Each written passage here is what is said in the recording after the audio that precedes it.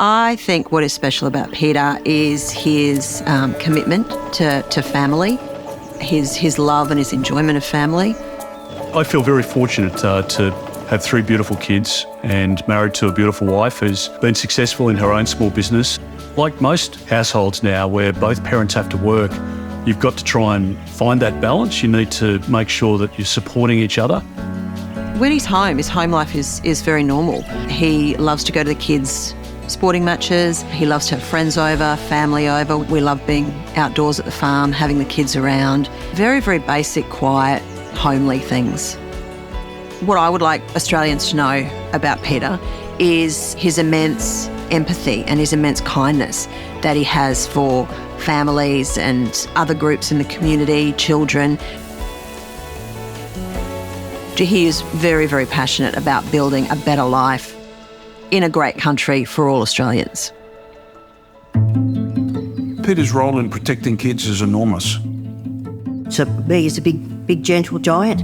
He's very passionate about child safety. He's always interested in our family and what we're doing and the Daniel Morcombe Foundation. Peter was the driving force behind the Australian Centre to Counter Child Exploitation. Well, look, I think the Peter Dutton that I know, that we know, is a very private person, very passionate person, someone that is driven to make a difference. His empathy and his concern is very, very genuine, and that's something that might surprise people, but anybody who's met him under any circumstances will truly appreciate, how genuine his inquiry is about them and what they do, and how genuine his empathy is for those that have had difficult situations and been through difficult experiences, and his desire to help them. Tom joined in 2021. He was very young and he was never happier than when we saw him leave to go to Kapooka and train up. Tom was one of those kids that when we asked all of his friends what he was like, there was one word that kept coming up, and that was fearless. It was everything that a 21-year-old could possibly hope for.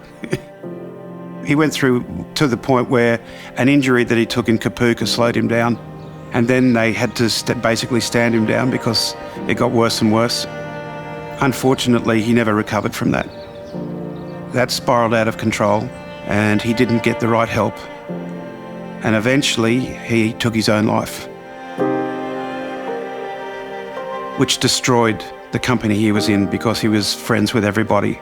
And the next thing we know, Peter Dutton, who was that stage the head of defence, rang us up and said that he and Kirralie would like to attend Tom's funeral.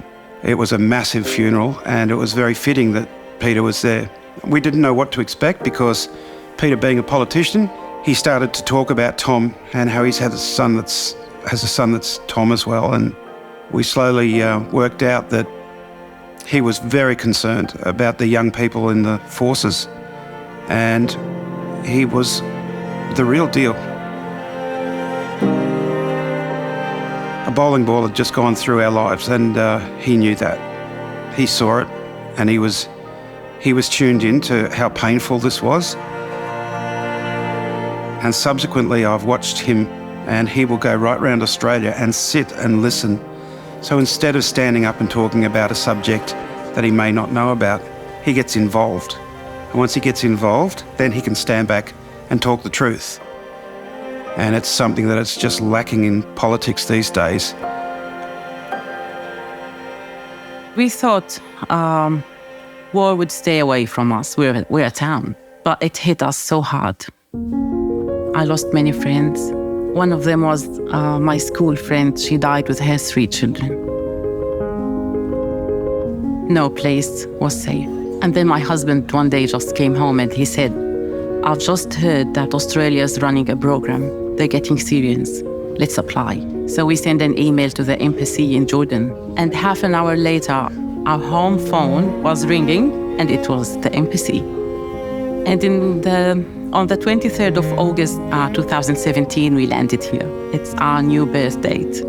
The first month, I felt like I was carrying this heavy load and suddenly it just fell off. Eventually, my husband started his own gardening business. I'm working in my children's school We bought our first house in 2021. I think we're living our Australian dream. I wanted to meet the people behind this program. I wanted to thank them. And I found out the most important one was Peter. He's the one who opened the door. Did you catch any fish on that day? We invited him to our house to have lunch, and he came listening to us all the time and asking questions like, is your allowance enough? Can you provide all the kids' needs? Is there anything worrying you at all? So he was very honest. Sometimes we don't like the answers, but that's the truth. That's the reality. This is where Peter visited the English classes. I thanked him for bringing us here, and I said, this is a dream for us, just to fly here. He was very emotional. That surprised me.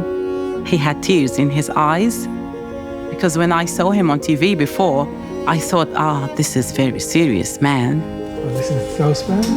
Brisbane is so beautiful. Well, I feel I finally met a politician that I can trust. A real human. He's not faking anything. The Peter Dutton I know cares about people, and he takes his job really seriously. For my kids, I know I did the right thing. They're going to have a bright future here. They can achieve all their dreams. It's possible here.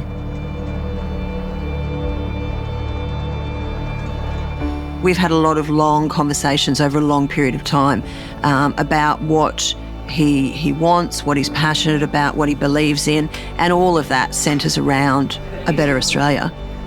I have a real love for our country. A lot of my decision making has always been guided by what's in our country's best interests and what's in the person's best interests. And for me, that's the big motivator and the big driver to be in the job that I'm in, because I know that I can make decisions that can help families, that can improve the future of our country. That's incredibly powerful.